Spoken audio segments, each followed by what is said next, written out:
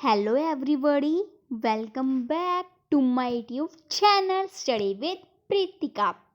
Today I am going to teach you the science for class 7th NCERT book chapter number 13 motion and time. So as you already know that I always clear you the title name of all the chapters. So what is motion? Motion होता है गति, यानी कि कोई भी चीज़ किस तरह से चल रही है. जैसे कि ये आपको जो फर्स्ट एग्जांपल ही दी हुई है, शोल्डर्स इन अ मार्च पास्ट. जो शोल्डर्स जब मार्च पास्ट के अंदर चलते हैं तो वो एक स्ट्रेट लाइन के अंदर चलते हैं.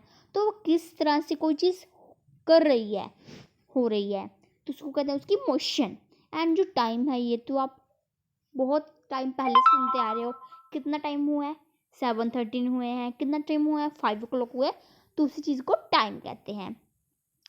So let's start the chapter. In class 6 you learn about different types of motion. कहते 6 क्लास के अंदर आपने काफ़ी तरह के मोशंस के बारे में पढ़ा था. You learn that a motion could be along a straight line. आपने पढ़ा था जो मोशन है वो स्ट्रेट लाइन के अंदर हो सकती है, सर्कुलर हो सकती है और पीरियोडिक हो सकती है. मैं आपको थोड़ा सा रिकॉल करा देती हूँ कि किस तरह से मोशंस होती हैं. स्ट्रेट लाइन के अंदर वो मोशन होती है जो मोशन सीधे पाथ में चलती है, that is called the straight line.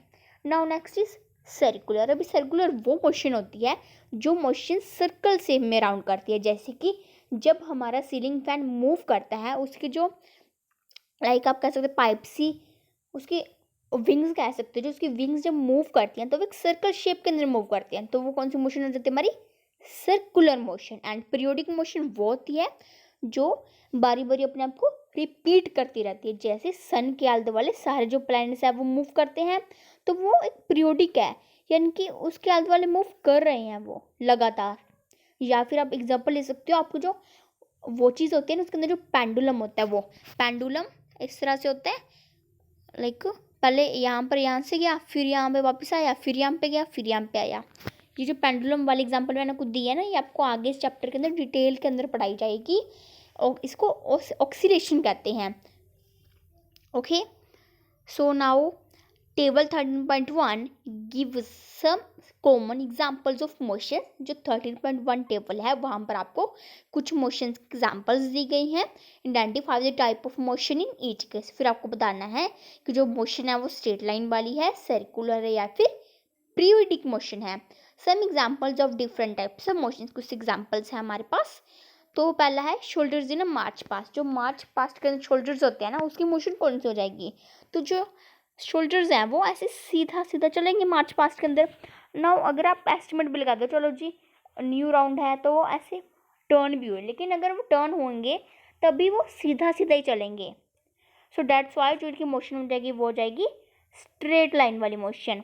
And also वैसे तो यहाँ पर आपको एग्जाम्पल नहीं गिवन है, बट आप यहाँ पर एक क्लियर भी लिख सकते हो, क्योंकि हमने 6 क्लास के अंदर अबाउट द रेक्टिलिनियर मोशन भी पढ़ा था ना. नाउ नेक्स्ट है bullock cart moving on a straight. और जो बुलक कार्ट था उसकी मोशन कौन सी हो जाएगी? Straight line and rectilinear motion हो जाएगी. क्योंकि जो बुलक कार्ट है, देखो यहाँ पर स्पेशल लिखा हुआ है स्ट्रेट रोड के अंदर. जब बुलक कार्ट सीधे रोड के अंदर चलेगी तो उसकी क्या हो जाएगी मोशन? स्ट्रेट लाइन वाली मोशन हो जाएगी. Now hands of an athlete in race. जो रेस कर रहा है ह्यूमन बींग जो, तो उसके हाथ कैसे होता है? उसके हाथ क्या होता है? आगे पीछे, आगे पीछे. तो वो एक टाइम के बाद दोबारा रिपीट हो रहा है ना, आगे गया फिर पीछे आया, आगे गया फिर पीछे आया. तो इस टाइप के मोशन को हम क्या कहेंगे? पीरियोडिक मोशन, जो कि रिपीट हो रही है. Now next is pedal of a bicycle in motion. जब बाईसाइकिल के पैडल्स होते हैं, आप ऐसे गोल गोल घुमाते हो ना अपने पैरों की हेल्प से, फटाफट गोल गोल गोल, जितना ज़्यादा पैडल घूमता है उतना आपका तेज साइकिल चलता है. तो इसके पैडल्स होते हैं वो कैसे मोशन के अंदर होते हैं? सर्कुलर मोशन के अंदर गोल गोल घूमते हैं, तो that is called the circular motion. Now motion of the earth around the sun. Sun के अराउंड जो अर्थ है वो किस मोशन के अंदर होती है? सारे जो प्लैनेट्स होते हैं वो भी किसके अंदर होते हैं? पीरियोडिक मोशन के अंदर. यानी कि गोल गोल एक एक गेड़ खत्म, फिर नया गेड़ शुरू, एक गेड़ खत्म फिर नया गेड़ शुरू. ठीक है. Motion of the swing. अब जो स्विंग है वो आगे गया पीछे गया, आगे गया पीछे है, तो उसकी जो मोशन हो जाएगी पीरियोडिक मोशन हो जाएगी. Now motion of a pendulum. तो पेंडुलम की जो मोशन हो जाएगी वो भी हो जाएगी पीरियोडिक. तो आपको एग्जांपल देते हैं पेंडुलम की.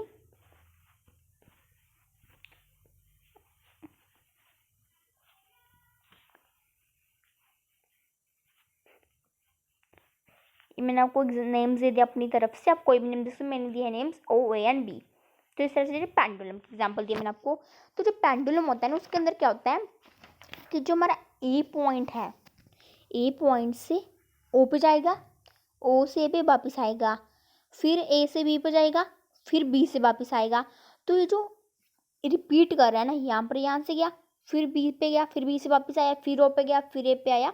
तो ये क्या होती है, ऑक्सीलेशन होती है। इसको क्या कहते हैं, ऑक्सीलेशन। ऑक्सीलेशन सिंपल क्या कह सकते हो आप, to and fro movement of an object. वैसे जो ऑक्सीलेशन है ये आपको आगे आएगा, इस चैप्टर के अंदर आगे आपको कराएंगे, बट मैंने आपको थोड़ा सा पहले बता दिया ऑक्सीलेशन के बारे में। वैसे ऑक्सीजन यही चीज़ को कहते हैं।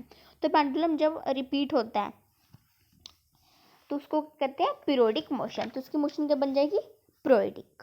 आपकी वो चीज़ के अंदर लगे होते हैं ना पेंडुलम्स, वो चीज़। नाउ स्लो और फास्ट। अभी स्लो और फास्ट एक मिनट रह गए तुम्हारे 3 lines. It is common experience that the motion of some objects is slow while that of some others is fast। ये तो कॉमन सी बात है, किसी ऑब्जेक्ट की मोशन तेज भी हो सकती है, किसी ऑब्जेक्ट की मोशन स्लो भी हो सकती है, ये तो कॉमन चीज़ है ना। अभी हम पढ़ेंगे अबाउट दिस स्लो और फास्ट। अभी स्लो क्या होता है, धीरे। आप पंजाबी ਵਿੱਚ कहना ना होली, वो चीज़ आएगी स्लो। नाउ फास्ट, फास्ट क्या होता है, तेज, जल्दी जल्दी। अभी कुछ जो व्हीकल्स होते हैं वो स्लो चलते हैं और कुछ व्हीकल्स फास्ट चलते हैं। जैसे कि अगर कंपेयर कर लो कार और बस का, तो इसमें से कौन सा फास्टेस्ट व्हीकल है, कौन सा स्लोएस्ट है। तो कार, सॉरी जो ये था हमारा साइकिल एंड ये था बस। तो जो बस है वो हो जाएगी हमारी फास्टेस्ट एंड साइकिल हो जाएगा हमारा स्लोवेस्ट, क्योंकि साइकिल तो काफ़ी धीरे चलता है, बस जो हमारी फास्ट मोशन के अंदर मूव करती है। आप इसको आगे आपको डिस्टेंस के बारे में पढ़ाएंगे चैप्टर के अंदर। उसके अंदर हम देखेंगे कि जो साइकिल है वो 1 किलोमीटर के अंदर कितनी स्पीड से कंप्लीट कर रहा है, एंड बाई साइकिल 1 किलोमीटर के अंदर कितना डिस्टेंस कवर कर रहा है, सॉरी बस, वो चीज़ वो आगे पढ़ेंगे इस फॉर्मूलाज के अंदर। इसके अंदर 3 फॉर्मूलाज पढ़ेंगे हम इस चैप्टर के अंदर। स्लो और fast, we know that some vehicles move faster than others. हमें पता ही है कुछ व्हीकल्स, कोई व्हीकल तेज चलता है और कोई व्हीकल स्लो चलता है। जैसे मैंने आपको बताया कि एज कम्पेयर टू बस the cycle move slow, even the same vehicle may move faster और स्लोअर एट डिफरेंट टाइम्स। अभी एक ही व्हीकल जैसे कि जो कार है वो भी एक समय में तेज चलेगी, एक समय में जो है धीरे चलेगी। वो कैसे होगा, जैसे कि आप जब घर से निकले आप तो फास्ट चला रहे थे कार, लेकिन फिर क्या हुआ, कुछ समय बाद आपको काफ़ी ज़्यादा ट्रैफिक मिल गया तो आप कार को धीरे धीरे चला रहे हो। तो वो आपकी हो गया एक ही जो ट्रांसपोर्ट की स्पीड ज़्यादा कम होना, वो भी इस चीज़ के अंदर आ जाएगा। Make a list of 10 objects moving along a straight path. फिर आपको 10 ऑब्जेक्ट्स का नेम लिखना है जो स्ट्रेट पाथ के अंदर मूव करते हैं। जैसे कि इस टेबल के अंदर दिया गया था ना, इस टेबल के अंदर आपको काफ़ी सारा था, स्ट्रेट लाइन में, सर्कुलर में, पीरियोडिक में, बट आपको इसके अंदर सिर्फ स्ट्रेट लाइन वाले 10 एग्जाम्पल्स लिखने हैं। Group the motion of this objects as slow और फास्ट। और आपको ये भी बताना है ये कौन सा स्लो एंड कौन सा फास्ट है। How did you decide which object is moving slow and which one is moving fast. अभी आपको ये कैसे पता चलेगा कि कौन सा धीरे चल रहा है और कौन सा तेज चल रहा है। If the vehicles are moving on a road in the same direction we can easily tell which one of them is moving faster than the other. अभी देखो ये डिस्टेंस है, अब जैसे कि एग्जाम्पल ले लो, आप और आपकी फ्रेंड्स 2 पर्सन हैं दोनों स्कूटी पर, आपका घर लगा लो साथ साथ है, आप एक जगह पर खड़े हुए और आपके स्कूल पर जाना था। आपका स्कूल का डिस्टेंस था 1 किलोमीटर। तो 1 किलोमीटर आप अपने स्कूल में पहुंच रहे हो 20 मिनट्स में, आपकी जो फ्रेंड है वो पहुंच रही है 25 मिनट्स के अंदर। तो उससे आपको पता चल जाएगा डिस्टेंस का कि कौन तेज था और कौन फास्ट था, यानी कि स्लो एंड फास्ट का। Activity 13.1, look at figure 13.1. It shows the position of some vehicles moving on a road in the same direction at some instant of time. जो फिगर 13.1 के अंदर आपको बताया गया है पोजीशन के बारे में, कुछ व्हीकल्स की जो कि रोड के ऊपर मूव कर रहे हैं एक ही डायरेक्शन के अंदर, और उसके अंदर बताया गया कि देखो एक व्हीकल फास्ट है, एक व्हीकल स्लो है। आपको दिखाती हूँ मैं, यहाँ पर आपको जो डायग्राम दी गई ये हमारी diagram. This is the 13.1 and it is the 13.2। तो 13.1 के अंदर एक ही रोड है, कोई कार सबसे स्लो है, ये वाली सबसे फास्ट है। तो इस तरह से आपको शो किया गया है एक ही रोड के अंदर किस तरह से जो कार्स है वो मूव कर रही हैं। Now if the vehicles are moving on a road in the same direction we can, ये तो क्या था। Now look at figure 13.2, it shows the position of the same vehicles after some time. और फिर 13.2 के अंदर क्या है, कुछ समय बाद व्हीकल्स आप देखो कितना इसका जो है शेप चेंज हुई। ये है 30.1 है, 30.2। ये देखो ये जो ग्रीन वाली कार थी यहाँ पर थी, अभी काम पर आई, इसने स्पीड ज़्यादा की। और ये ब्लू वाली कार सबसे फास्टेस्ट शो की जा रही है आपको इसके अंदर 13.1, ये वाली थी, एंड 30.2 है हमारी। तो ये दिखाया गया है इसके अंदर ना, मेरे को 10 सेकेंड्स का फ़र्क होगा, तो 10 सेकेंड्स के बाद देखो अब कितना सारा इसके अंदर फ़र्क है। The distance from your observation of two figures answer the following question. अभी आपने टू फिगर्स को ध्यान से देखा कि आपको पता ही लग गया होगा कौन सी कार तेज थी और कौन सी कार स्लो थी। The distance moved by objects in a given interval of time can help us to decide which one is faster और स्लोअर। अब जैसे मैंने आपको एग्जांपल दी थी ना, अब जैसे कि एग्जांपल ये भी ले सकते हो कि जो कार है एक, वो 1 आवर के अंदर 50 किलोमीटर्स कंप्लीट कर रही है, और साथ में एक और कार भी है वो कर रही है 1 आवर के अंदर 60 किलोमीटर्स कंप्लीट। तो उसके अंदर क्या हो जाएगा, आपने सेम डिस्टेंस कवर कर रहे हो आप, पर क्या उसकी स्पीड ज़्यादा और एक की स्पीड कम है।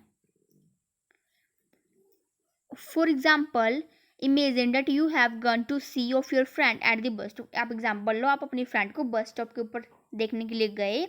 Suppose you start pedalling your bicycle at the same time as the bus begins to move. आप लगाओ जैसी बस चली तभी आपने साइकिल चलाना शुरू कर दिया। Distance covered bye you after 5 minutes would be much smaller than that covered by the bus. ये नेचुरली है कि जब आप देखोगे 5 मिनट आपने देखो, जब जैसी बस चली वैसे आप चले, पर जब बस है 5 मिनट के अंदर ही काफ़ी ज़्यादा आगे चली गई और आप पीछे रह गए, क्योंकि साइकिल की स्पीड स्लो होती है ना, बिकॉज आप उसको पेडल मार कर चलाते हैं, बस तो पेट्रोल से चलती है। वुड यू से that the bus is moving faster than the bicycle. फिर आप एक होगी कि जो बस है वो तेज़ चलती है बाईसाइकिल से। We often see that the faster vehicle has a higher speed. हम हमेशा ये कहते हैं कि जो व्हीकल तेज़ चलता है उसकी क्या होती है, स्पीड भी ज़्यादा होती है। वही व्हीकल तेज़ चलता है जिसकी स्पीड ज़्यादा होती है। In 100 metre race it is easy to decide who speed is the highest. अभी अगर आप अपनी फ्रेंड के साथ 100 मीटर की रेस लगाओ, फिर आपको पता लग जाएगा जो आप में से जो आगे पहुंच जाएगा तो आप कह दोगे कि तो विनर है, तो इट मीन्स क्या, उसकी स्पीड ज़्यादा है। जो पीछे रह जाएगा उसकी स्पीड क्या हो जाएगी, स्लो हो जाएगी। One who take shortest time to cover the distance of 100 metres has the highest speed. अभी जिसने 100 मीटर के अंदर जो रेस थी, जो सबसे पहले पहुंच गया तो उसकी स्पीड क्या हो जाएगी, हाईएस्ट। जो पीछे रह गया धीरे पहुंचा उसकी स्पीड क्या हो जाएगी, लोएस्ट स्पीड। नाउ 30.2 के अंदर आपको प्रॉपर समझाया गया what is the speed. You are probably familiar with the word speed. आपने स्पीड तो सुना ही होगा word. In the examples given above, a higher speed seems to indicate that a given distance has been covered in a shorter time. अभी अब आपको speed के बारे में बताया गया कि कितने थोड़े से समय के अंदर ही देखो कितना सारा स्पीड कवर कर रही उन्होंने, कोई आगे कोई पीछे हो गया। और larger distance covered in given below, और लार्जर डिस्टेंस भी बताया कि किसने किया। The most convenient way to find out which of the two or more objects is moving faster is to compare the distances moved by them in a unit time. तो भी हम इसको unit time के अंदर find कर सकते हैं। Example जैसे कब की थी ना 100 मीटर वाली रेस के अंदर, वही चीज़ इसके अंदर भी आपको बताई गई है कि जब दो ऑब्जेक्ट से मूव कर रहे हैं एक ही जगह से लेकर, मतलब 1 किलोमीटर की दोनों की रेस है, तो दोनों एक ही जगह से चलेंगे, वहीं पर उसको वापस आना होगा, तो उससे आप फाइंड कर लेते हो किसकी स्पीड कितनी है। Thus, if we know the distance covered by two buses in 1 hour, we can tell which one is slower. अभी अगर हमें पता है कि जो एक बस है उसका डिस्टेंस पता है तो भी हमें पता चल जाएगा डिस्टेंस एंड टाइम। अगर हमें डिस्टेंस एंड टाइम पता होता है फिर अब हम उसकी स्पीड को फाइंड कर सकते हैं। We call the distance covered by an object in unit time as the speed of the object. ये इंपॉर्टेंट लाइन्स आप इसको अंडरलाइन कर सकते हो, ये पेपर्स के अंदर इंपॉर्टेंट होती है चीज़ आ सकती है. व्हाट इज द स्पीड, उसका आंसर है जो we call the distance covered by an object in unit time as the speed of the object. Speed का फॉर्मूला आपको बताया गया इस लाइन्स के अंदर.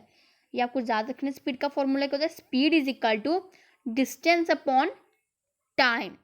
इसी हेल्प से आप स्पीड को फाइंड करते हो. स्पीड का फॉर्मूला है, ऊपर आप लिखोगे डिस्टेंस, नीचे लिखोगे आप टाइम. ओके, अब लिख सकते हो speed is equal to total distance covered upon total time taken.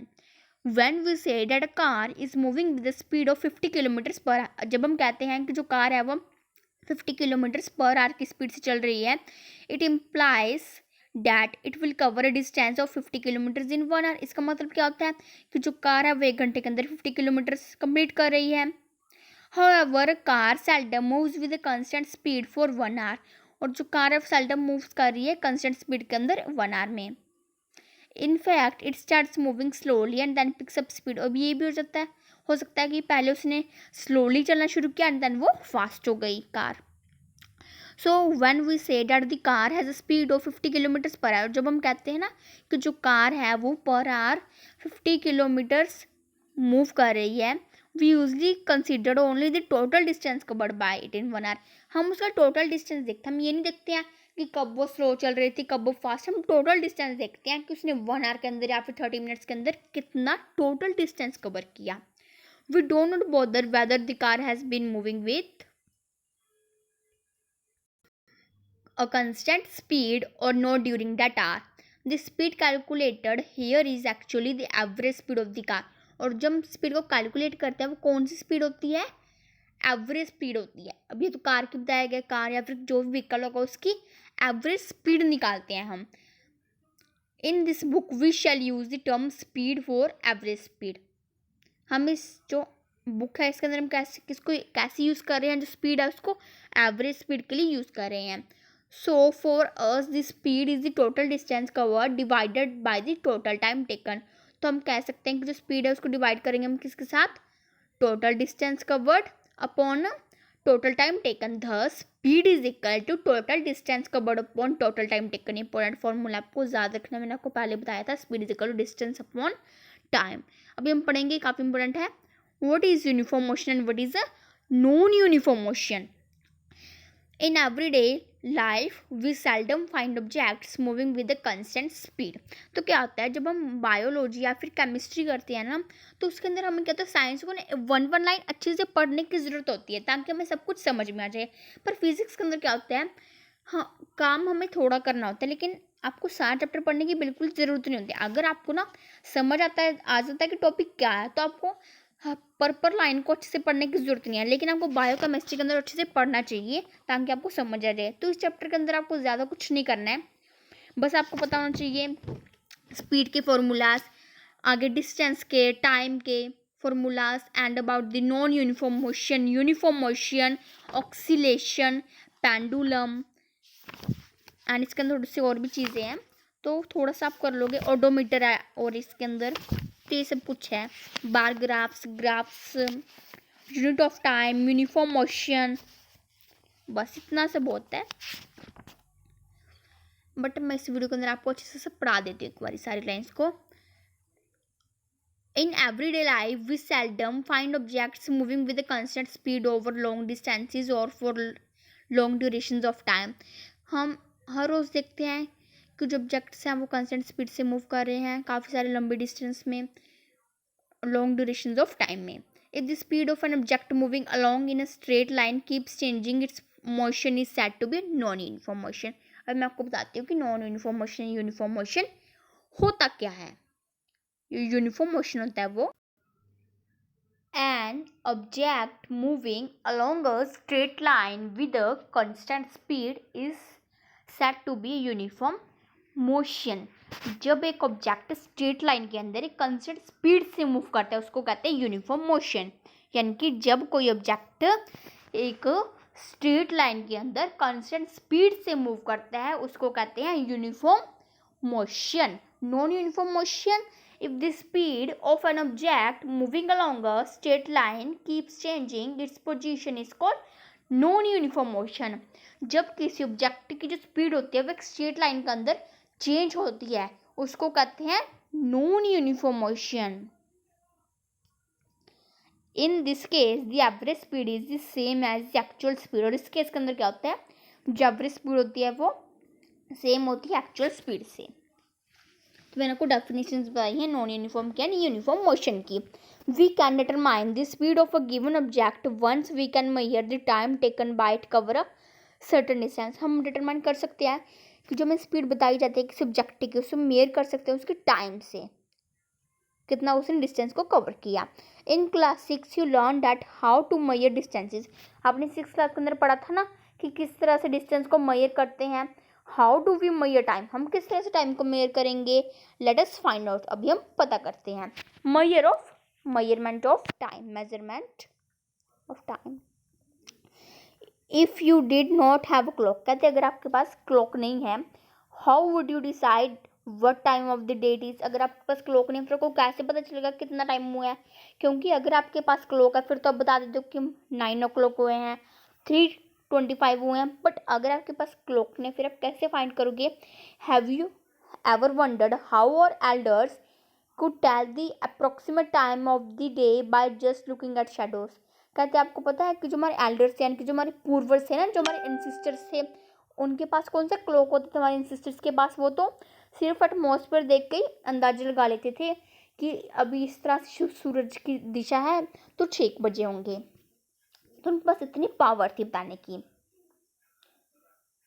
How do we measure time interval of a month a year. और वो कैसे करते थे कि अभी कौन सा महीना आ गया, कौन सा साल आ गया।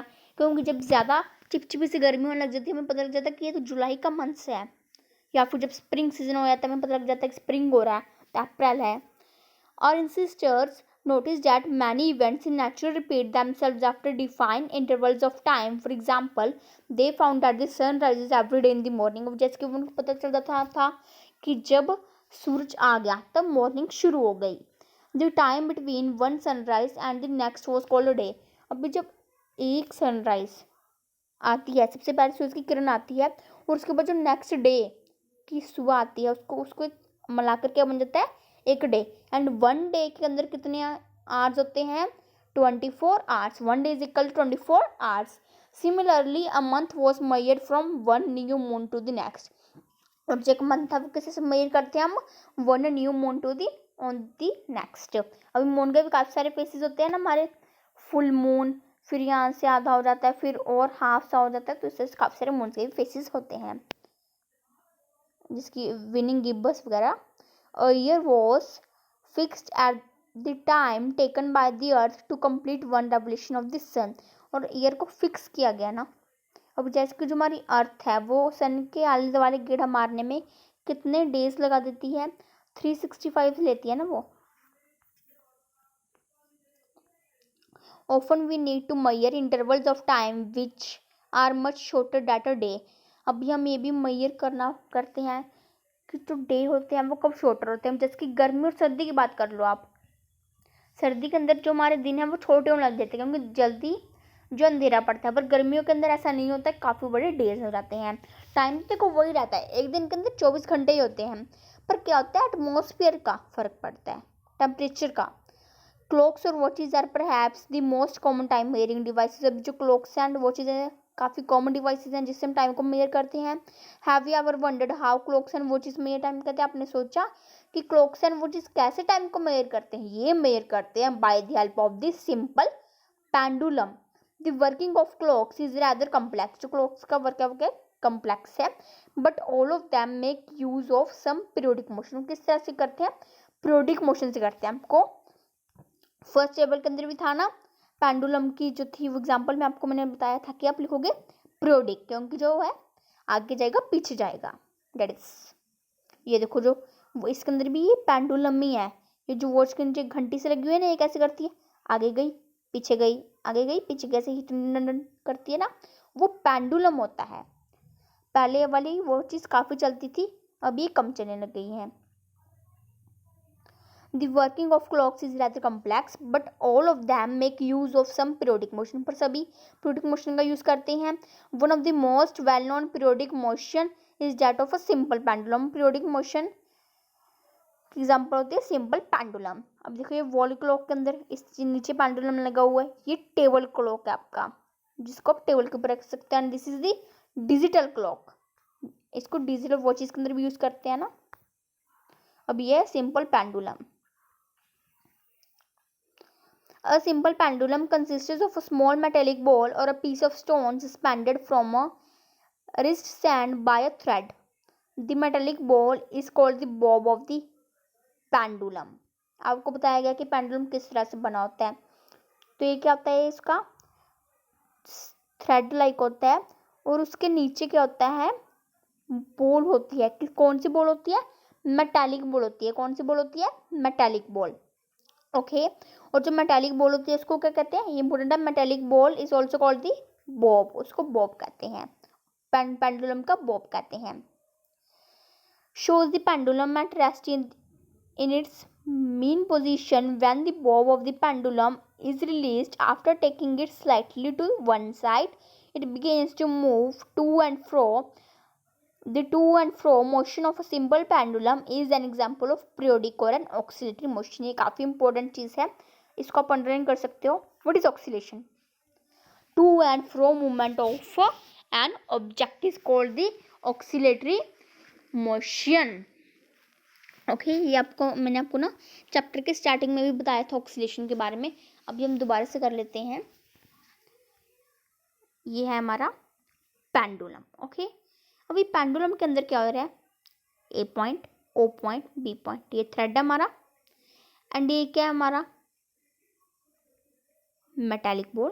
पेंडुलम एक्चुअली ये शेप का होता है, तीन तीन नहीं होते हैं, ये तो आपको समझाने के लिए है। ये असली वाली ये वाली पेंडुलम की जब यहाँ पर गया था वो यहाँ पर गए थे, वो चीज़ बताई गई है।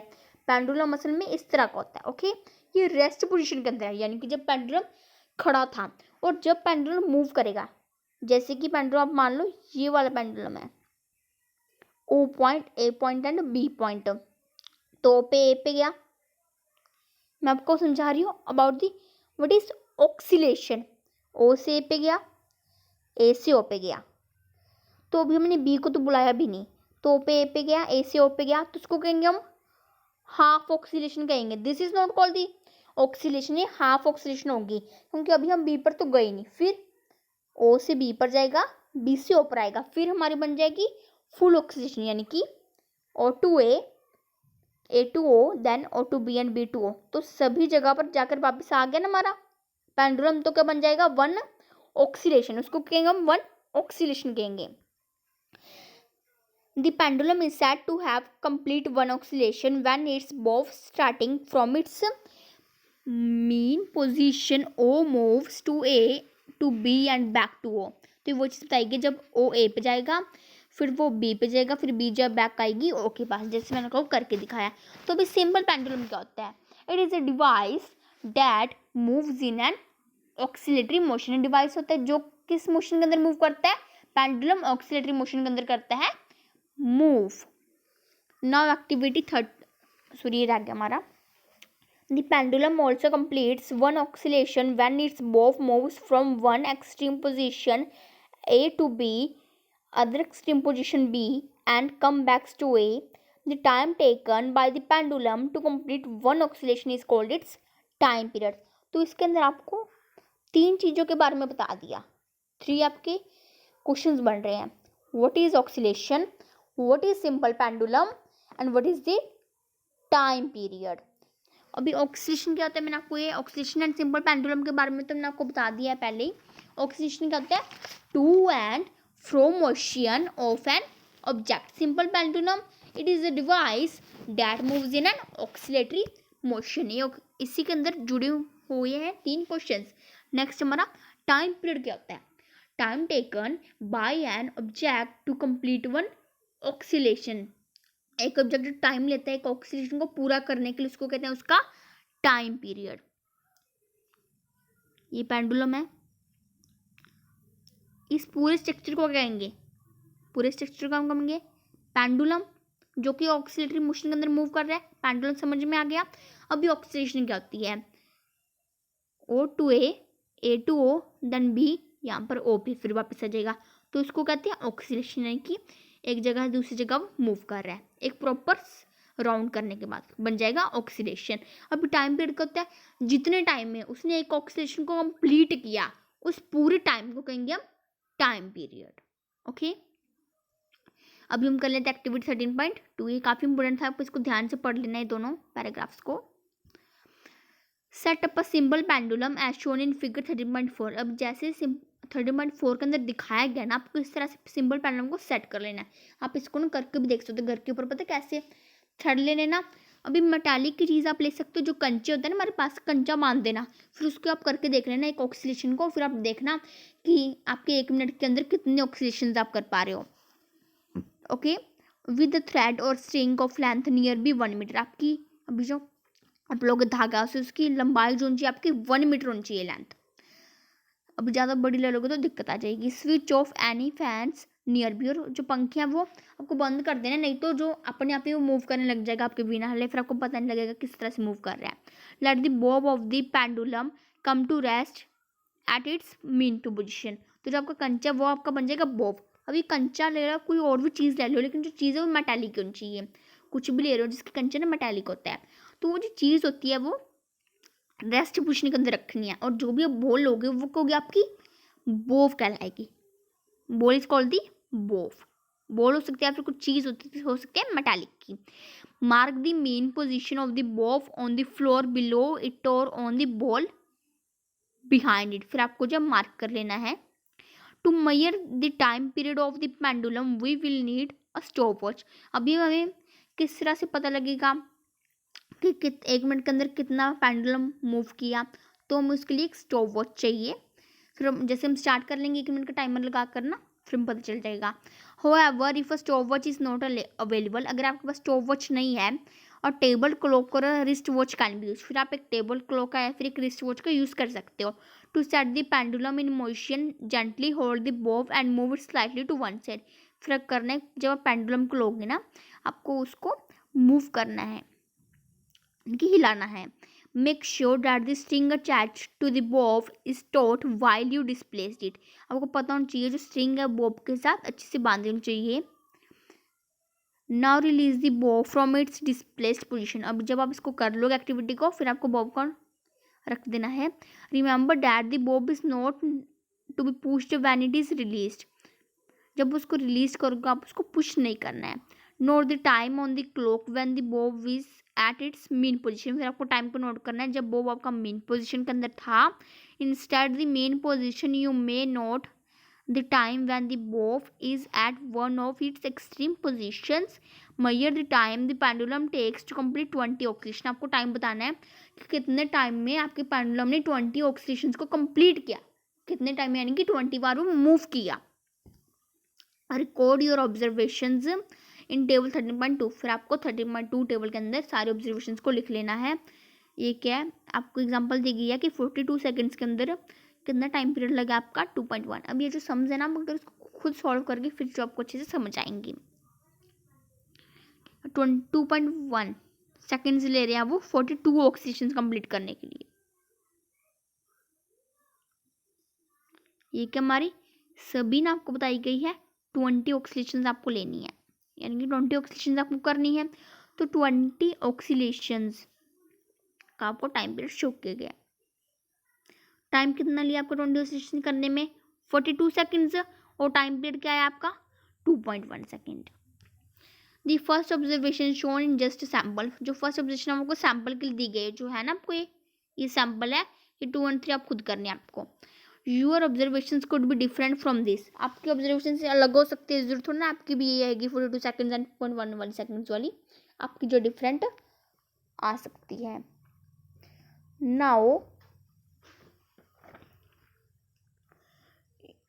Repeat this activity a few times and record your observation. फिर आपको इसको कुछ और टाइम्स करना है, फिर आपको ऑब्जर्वेशन करते हैं, आपका रिजल्ट को नोट कर लेना है इस टेबल के अंदर।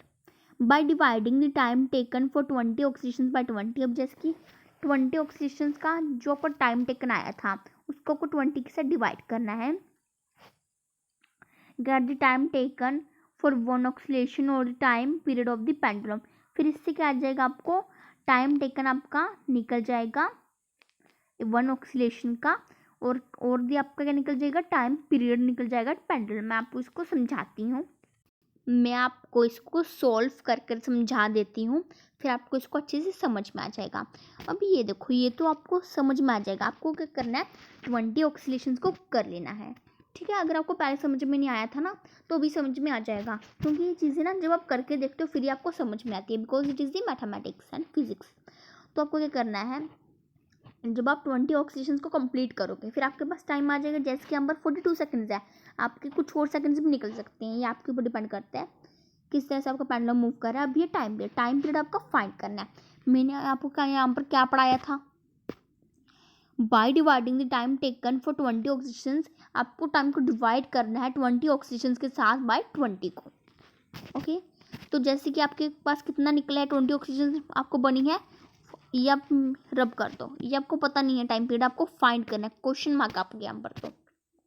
तो 42 सेकंड्स आपको गिवन है, 42 लिख देंगे ऊपर, हम ऊपर लिखेंगे हमारा 42, नीचे आ जाएगा हमारा जो है 20। ये कंपल्सरी आपको जो भी आपका निकल जाएगा, आपके जो सेकंड जितने भी आएंगे नीचे, आपको 20 से उसको डिवाइड कर लेना है। तो भी आप इसको जो है कट कर दोगे, इसको हम 2 के टेबल के ऊपर कट कर देते हैं, हमारा आ जाएगा नीचे 10, ऊपर आ जाएगा हमारा 21, तो रिजल्ट क्या आ जाएगा हमारा 2.1। तो 2.1 क्या आ जाएगा हमारा टाइम पीरियड, ओके। तो इस तरह से आप अपने निकालोगे ऑक्सीलेशंस, फिर टाइम पीरियड को आपको फाइंड कर लेना है। कहते क्या जो आपका टाइम पीरियड है वो सभी केसेस के अंदर सेम आया, यानी कि सभी के अंदर आपको जो टाइम पीरियड है वो सेम ही निकल रहा है। पहले के अंदर आपको 21 सेकंड्स गिवन है, बाकी के अंदर भी आपका 21 सेकंड्स ही निकला। Note that a slight change in the initial displacement doesn't affect the time period of your pendulum. और जब का इंटियल डिस्प्लेसमेंट होता है ना, वो इफेक्ट नहीं करता है आपके टाइम पीरियड पेंडुलम का। Nowadays most clock watches have an electric circuit with one or more cells। अब जो हमारी क्लॉक्स हैं या फिर वॉचेज है, उसके अंदर क्या होता है, इलेक्ट्रिक सर्किट होता है, जिसके अंदर 1 या फिर उससे मोर सेल्स होते हैं।